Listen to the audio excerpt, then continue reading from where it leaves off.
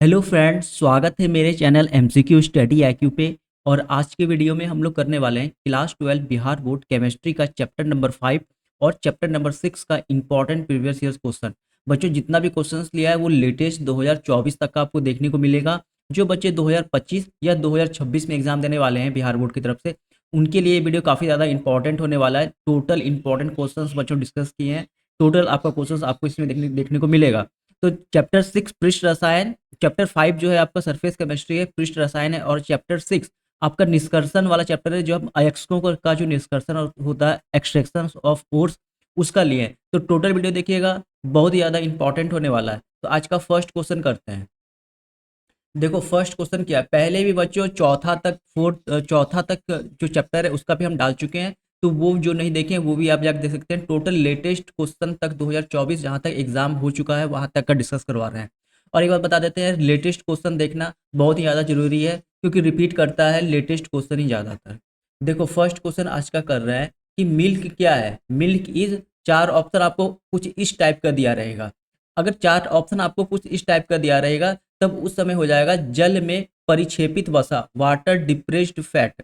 एक 2021 में भी इस टाइप का सवाल था कि मिल्क क्या है। अब वहां पे बच्चों एक ऑप्शन आपको दिखेगा पायस।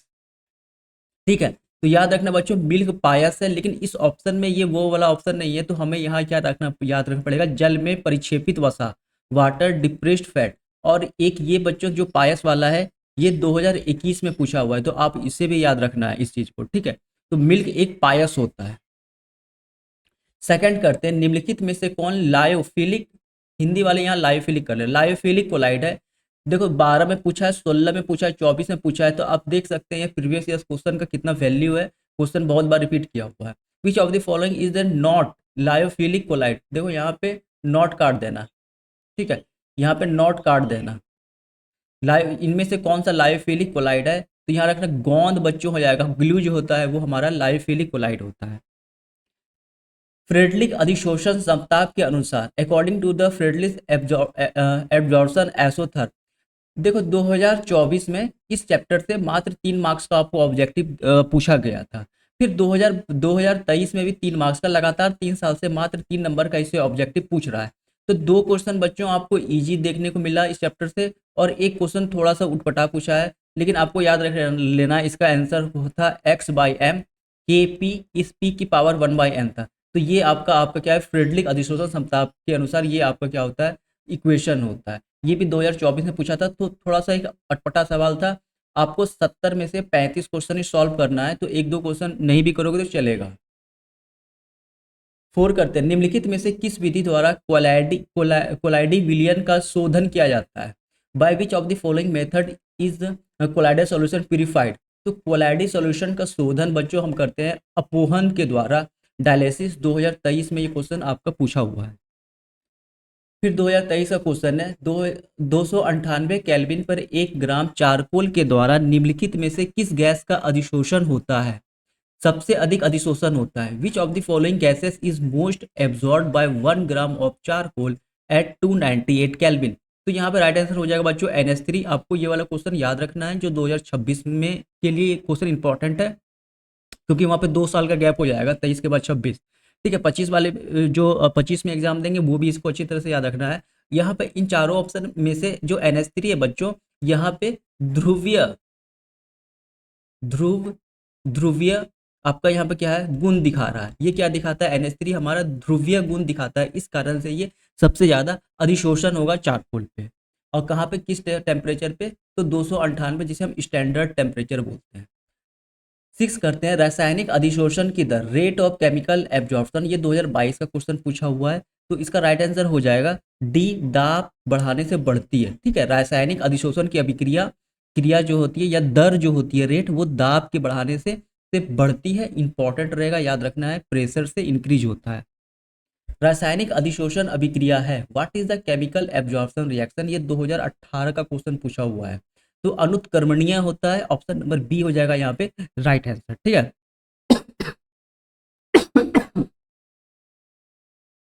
क्वेश्चन नंबर 8 करते हैं यहाँ पे, रासायनिक अधिशोषण में कितने परतें होती हैं। तो मात्र एक परत होती है, याद रखना है, केमिकल एब्जॉर्प्शन मात्र एक परत होती है। 2021 का क्वेश्चन है, इन सब क्वेश्चन को अच्छे से याद करना बच्चों, इस टाइप का ही क्वेश्चन पूछा जाएगा। और जैसे अब देखो प्रीवियस ईयर्स एक चीज, दूसरा चीज आपको करना है जब सैंपल पेपर आएगा बिहार बोर्ड की तरफ से दिसंबर मंथ में वो, और अंतिम में जब एग्जाम के समय में एक मास्टर वीडियो 3 आवर का सिर्फ ऑब्जेक्टिव, उस ऑब्जेक्टिव में प्रीवियस ईयर्स और सैंपल पेपर, साथ में इंपॉर्टेंट जो हम बुक है उस बुक के द्वारा जितने भी इंपॉर्टेंट है वो करवा देंगे। 35 मार्क्स कहीं नहीं जाएगा ऑब्जेक्टिव में, ठीक है, 35 मार्क्स कहीं नहीं जाएगा, चाहे वो केमिस्ट्री रहे, फिजिक्स रहे, मैथ रहे और आपका हिंदी रहे, ठीक है। तो टोटल में हम इस टाइप का करवा रहे हैं। प्रीवियस ईयर्स तो मस्ट है ही, उसके बाद सैंपल पेपर जो एग्जाम आपका जो दिसंबर मंथ में आता है, नवंबर दिसंबर में, फिर एक मास्टर वीडियो हर चैप्टर का ऑब्जेक्टिव का, 35 नंबर, 100% कहीं नहीं जाने वाला है। ओके, तो याद रखना ये सब क्वेश्चन इंपॉर्टेंट है, फिर से आने वाला है कि रासायनिक अधिशोषण में मात्र एक परत रहती है, भौतिक अधिशोषण में लगभग उष्मा उत्सर्जित होता है। तो एक बहुत इंपॉर्टेंट क्वेश्चन है, आप लोगों को बता दें कि 2 मार्क्स का भी क्वेश्चन हम डाल चुके हैं केमिस्ट्री का 2025 में एग्जाम देने वाले हैं, ठीक है। उसमें एक क्वेश्चन आता है कि रासायनिक अधिशोषण और भौतिक अधिशोषण में क्या अंतर होता है। तो बच्चों एक उसमें ये भी बताएं कि जो भौतिक अधिशोषण होता है वो उष्मा का मान उसमें कम होता है, भौतिक अधिशोषण में उष्मा का मान कम होता है। तो भौतिक अधिशोषण में उष्मा का मान 20 किलो जूल से 40 किलो जूल होता है, ये फिक्स रहता है।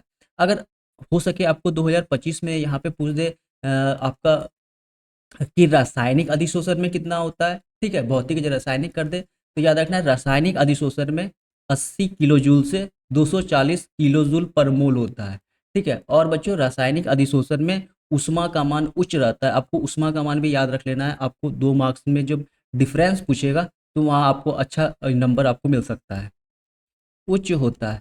ये किस में होता है बच्चों, जब आपको रासायनिक पूछता,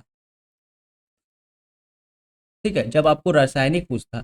और भौतिक यहाँ पूछा है हम लोगों से, फिजिकल एब्जॉर्प्शन पूछा है, तो फिजिकल एब्जॉर्प्शन में बहुत ही ज़्यादा कम मान होता है उष्मा का, 20 से 40 किलो जूल पर मोल। उत्प्रेरक एक वस्तु है, कैटलिस्ट क्या होता है, ये इंपॉर्टेंट क्वेश्चन है। कैटलिस्ट बच्चों क्या करता है, कोई भी रिएक्शन चाहता है हम जितना जल्दी इक्विलिब्रियम पे पहुंच जाएं, ठीक है, तो कैटलिस्ट यही काम करता है, उसको जल्दी से इक्विलिब्रियम पे पहुंचा देता है। तो साम्य व्यवस्था प्राप्त करने के समय के दर को क्या करता है बच्चों, कम कर देता है। साम्य व्यवस्था क्या होता है, इक्विलिब्रियम, इक्विलिब्रियम पे पहुंचने के दर को क्या करता है कैटलिस्ट, कम कर देता है। इसीलिए देखोगे कि बहुत सारा जितना रिएक्शन है, हैवर प्रोसेस से अमोनिया का रिएक्शन करवाते हैं, अमोनिया मैन्युफैक्चर करवाते हैं, तो वहाँ पे कैटलिस्ट यूज किया जाता है कि जल्दी से अमोनिया बनवा के उसे साम्य व्यवस्था प्राप्त करवाते हैं। किसी भी अभिक्रिया में उत्प्रेरक क्या करता है, तो कैटलिस्ट बच्चों 2 टाइप के होते हैं, एक निगेटिव एक पॉजिटिव कैटलिस्ट। निगेटिव कैटलिस्ट क्या करता है, कम कर देता है, पॉजिटिव कैटलिस्ट अभिक्रिया के दर को बढ़ा देता है, तो वेग को बढ़ाता भी है और घटाता भी है। ये सब क्वेश्चन हम 2 मार्क्स वाले में डिस्कस किए हुए हैं। तो किसी भी अभिक्रिया में उत्प्रेरक क्या करता है, तो अभिक्रिया की वेग को बढ़ाता भी है घटाता भी है। अब ऑब्लिक या 2025 पूछ सकता है ये क्वेश्चन, मेरे ख्याल से लग रहा है इंपॉर्टेंट है ये सब क्वेश्चन, आपको ये सब क्वेश्चन को छोड़ना नहीं, अच्छे से रट के रखना है प्रीवियस ईयर के क्वेश्चन को। कोलाइडी कणों का आकार निम्नलिखित में से किसके बीच में रहता है, 2022 में ये क्वेश्चन पूछा हुआ है, colloidal particles lie between in which of the following. तो 12 का राइट आंसर हो जाएगा ऑप्शन नंबर सी। ये बच्चों यहाँ पर 10⁻⁻5 से 10⁻⁷ सेंटीमीटर, ठीक है। तो याद रखना है 5 से 10⁻⁵ से 10⁻⁷ सेंटीमीटर तक कोलाइडी कणों का आकार रहता है। 13 करते हैं, कौन लियोफिलिक कोलाइड नहीं है, which is not a lyophilic colloid. तो यहाँ पे क्या हो जाएगा बच्चों, हमारा जो 13 का हो जाएगा सी, कुहासा जो फॉग होता है वो हमारा लियोफिलिक कोलाइड नहीं होता है। टिंडल प्रभाव पाया जाता है, टिंडल प्रभाव किस में पाया जाता है, विलियन में, आक्षेप में, सॉल्व में या वाष्प में। तो 14 का हो जाएगा सी, सॉल्व में बच्चों हमारा टिंडल प्रभाव पाया जाता है। 14 का हो जाएगा सी राइट आंसर। निम्न में से किसमें टिंडल प्रभाव नहीं पाया जाता है, नॉट फाउंड। देखो अब इसमें से किसमें नहीं पाया जाता है, तो चीनी के घोल में नहीं पाया जाता है टिंडल प्रभाव। टिंडल इफेक्ट बच्चों हमें चीनी का घोल में देखने में नहीं मिलेगा। जिनमें दो, अब देखो यहाँ तक चैप्टर 5 का पूरा एमसीक्यूज प्रीवियस ईयर्स का हम लोग कर चुके हैं। 10 साल का मान के चलो, 21 से पहले इंपॉर्टेंट जितना था हम लोग यहाँ पे 5-6 साल तक का तो इंपॉर्टेंट कर ही चुके हैं अभी तक। अब उसके बाद चैप्टर नंबर 6 का करते हैं, जितना भी नया क्वेश्चन है। चैप्टर नंबर 6 बच्चों जो आपका है एक्सट्रैक्शंस ऑफ मेटल्स है, अयस्क को हम कैसे निकालते हैं, तो ये भी बहुत इंपॉर्टेंट चैप्टर है। इसे 5 मार्क्स का भी क्वेश्चन आपको पूछता है एग्जाम में।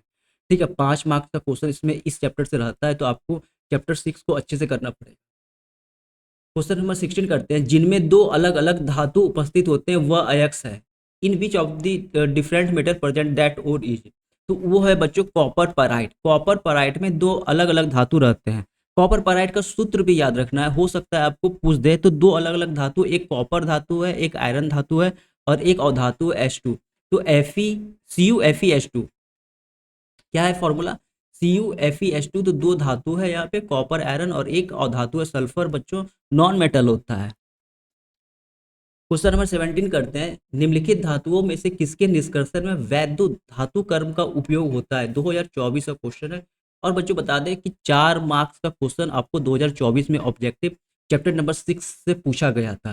तो ये भी बात आपको याद रखना है, इस तरह से आपको थोड़ा सा प्रिपरेशन करना पड़ेगा। और एक 5 मार्क्स से आपको चैप्टर 6 के क्वेश्चन देखने को मिलेगा, और 2 मार्क्स का भी रहता है। तो चैप्टर 6 ऑलमोस्ट बहुत ही ज़्यादा मैक्सिमम आपको इंपॉर्टेंट चैप्टर है चैप्टर 6।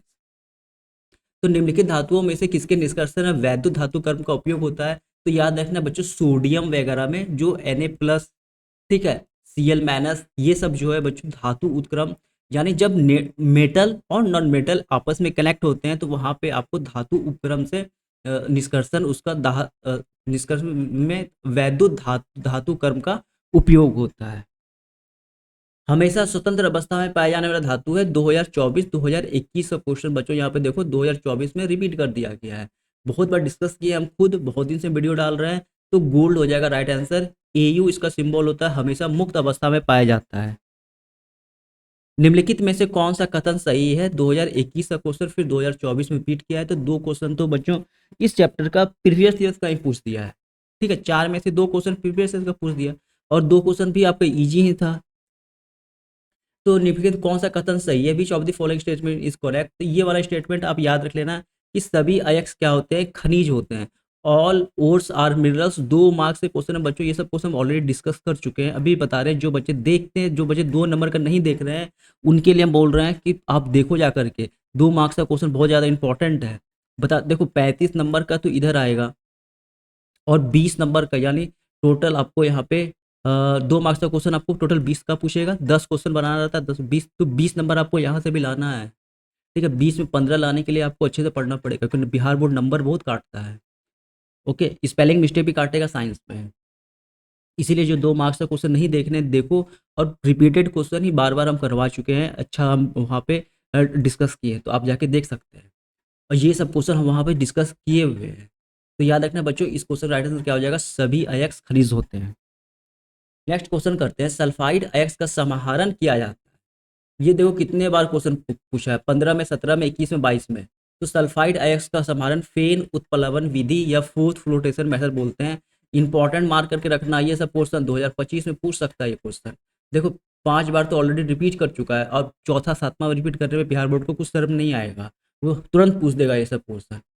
ठीक है, तो फेन उत्प्लावन विधि, जिसे फोर्थ फ्लोटेशन मेथड बोलते हैं। और एक बात बता दें, 5 नंबर का क्वेश्चन भी फोर्थ फ्लोटेशन से पूछता है।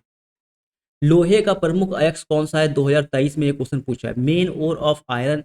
तो आयरन का जो प्रमुख अयस्क है, बच्चों अयस्क क्या होता है ना, कि ऐसा बहुत सारे धातु रहते हैं, बहुत सारे बच्चों आपके धरती के अंदर में मिनरल्स रहते हैं। अब मिनरल्स में ऐसा मिनरल्स जिससे हम कम कम उसमें उसको धातु निकालने में कम हमारा खर्चा हो, और ज़्यादा धातु निकले उससे। धातु मतलब हमारा फायदा हो। ऐसा नहीं कि हम जितना लाभ हो उतना ज़्यादा हम उसको मिनरल को साफ करने में लगा दें, उसको धोने में लगा दें। तो उससे कम मतलब जितना में हमारा वो निकले मिनरल्स अंदर से उससे कम में हमारा क्या हो जाए, उससे ज़्यादा में हमारा क्या हो, प्रॉफिट हो।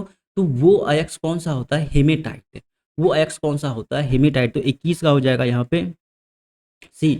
मैग्नेटाइट में भी आयरन पाया जाता है, लेकिन जो उद्योगपति होते हैं उससे मैग्नेटाइट को क्लीन करवाने में, साफ करवाने में ही ज़्यादा खर्चा हो जाता है। इसीलिए हेमेटाइट को बच्चों यहाँ पे अब उपयुक्त सबसे प्रमुख अयस्क, मुख्य अयस्क माना जाता है। जो सबसे ज़्यादा आयरन हेमेटाइट से निकला जाता है, और हेमेटाइट से बच्चों ऑलमोस्ट शुद्ध आयरन भी निकलता है। पैरासोलाइट निम्नलिखित में से किसका अयस्क है? 2023 में पूछा हुआ है। देखो 2023 में अयस्क से ही पूछा है, लोहे का अयस्क, फिर पूछ दिया पैरासोलाइड निम्नलिखित में किसका अयस्क है। ये सब एनसीईआरटी का क्वेश्चन है, देख सकते हैं एनसीईआरटी में डायरेक्ट वहां पे लिखा है। तो पैरासोलाइड बच्चों मैग्नीज का अयस्क है। किसका अयस्क है? मैग्नीज का अयस्क है पैरासोलाइड। देखो एल्युमिनियम का अयस्क 2013-15 में पूछा हुआ है। एल्युमिनियम का भी एकमात्र अयस्क है बॉक्साइट, याद रखना बहुत इंपॉर्टेंट है, 100% एग्जाम में पूछेगा। एल्युमिनियम का एकमात्र अयस्क कौन सा है? बॉक्साइट। लोहे का मुख्य अयस्क, फिर से क्वेश्चन रिपीट हो चुका है, ठीक है, 2 बार लिख चुके हैं इस क्वेश्चन को। तो लोहे का प्रमुख अयस्क हेमेटाइट है। हो सकता है यार 2026 लगा दे यहाँ पे, 2023 फिर 2026 में पूछ सकता है, तो याद रखना है हेमेटाइट। हेमेटाइट जो होता है बच्चों लोहे का प्रमुख अयस्क होता है। 25 करते हैं। खनिज जिससे धातु का निष्कर्षण होता है कहा जाता है। बताए थे खनिज वैसा मिनरल जिससे हम आसानी से उसे निकाल करके उसको हम अच्छे लागत में प्रॉफिटेबल में हम जिस चीज को जैसे कि हम बताए थे हेमेटाइट। हेमेटाइट ये सबसे हम आयरन निकाल सकते हैं, लेकिन हेमेटाइट एक ऐसा ओर है, एक ऐसा खनिज है, ठीक है, एक ऐसा खनिज है जिससे हम प्रॉफिटेबल से निकाल सकते हैं, उससे हम आसानी से हम लाभ कमा सकते हैं। उसे हम लोग क्या बोलते हैं बच्चों? अयस्क बोलते हैं। तो खनिज जिससे धातु का निष्कर्षण होता है कहा जाता है ओर, ठीक है, उसे क्या कहा जाता है? ओर। गेलेना किसका अयस्क है? ये सब इंपॉर्टेंट क्वेश्चन है, याद रखना है। गेलेना हो जाएगा पीबी, लेड का। लेड का अयस्क क्या होता है बच्चों? गेलेना जो होता है वो लेड का अयस्क होता है, ठीक है। और याद रखना है यहाँ पे ये जो लेड है इसको पीबी से डिनोट करते हैं। निम्नलिखित में से कौन धातु निष्कर्षण विद्युत विच्छेदन की क्रिया के द्वारा नहीं होता है? 2023 में पूछा हुआ, नहीं लगा दिया हुआ है। अब बताए थे यहाँ पे आयरन, सोडियम देखो मेटल होता है, मैग्नीशियम भी मेटल होता है, एल्युमिनियम भी क्या है हमारा? मेटल ही है, लेकिन आयरन बच्चों ग्रुप डी में चले जाता है ये सब।